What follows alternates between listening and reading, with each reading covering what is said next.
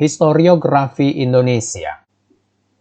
Pertama, historiografi tradisional dimulai sejak berdirinya Kerajaan Kutai dengan ciri-ciri yang pertama, karya yang dihasilkan berupa terjemahan naskah-naskah dari India dan Arab.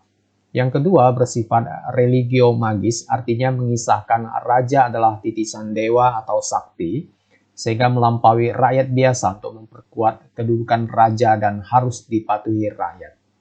Yang ketiga, bersifat istana sentris, yang mengisahkan keluarga istana dan menyanjung raja. Yang keempat, bersifat anakronisme atau tidak kronologis, tidak sesuai dengan urutan waktu, bersifat subjektif dan penuh dengan mitos. Terakhir, yang keenam, bersifat etnosentris, yang mengisahkan sifat kedaerahan terkait suku dan budaya tertentu. Contoh historiografi masa Hindu-Buddha adalah Kitab Mahabharata karya Vyasa dan Ramayana karya Walmiki. Kitab Pararaton yang sampai saat ini belum diketahui penulisnya. Kitab Negara Kertagama karya Empu Prapanca, Kitab Sutasoma karya Empu Tantular, Kitab Baratayuda karya Empu Sedah, kemudian dia meninggal dilanjutkan oleh Empu Pandulu, Kronik Kalingga karya Fahyan, dan lain-lain.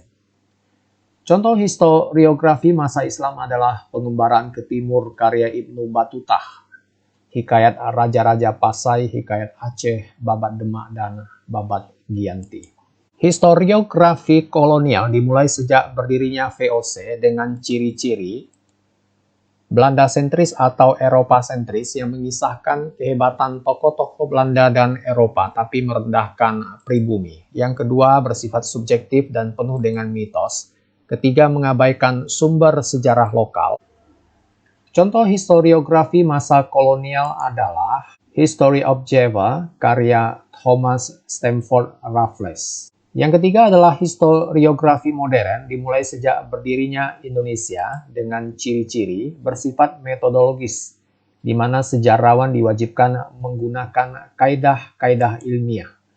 Yang kedua bersifat kritis historis, artinya dalam penelitian sejarah menggunakan pendekatan multidimensional. Yang ketiga sebagai kritik terhadap historiografi nasional yang dianggap memiliki kecenderungan menghilangkan unsur asing dalam proses pembentukan keindonesiaan. Yang keempat adalah munculnya peran-peran rakyat kecil. Contoh historiografi modern adalah Pemberontakan Petani Banten karya Sartono Kartodirjo yang menggunakan metode multidimensional sehingga membawa Sartono Kartodirjo sebagai bapak sejarah Indonesia. Lalu Revolusi Pemuda karya Benedict Anderson.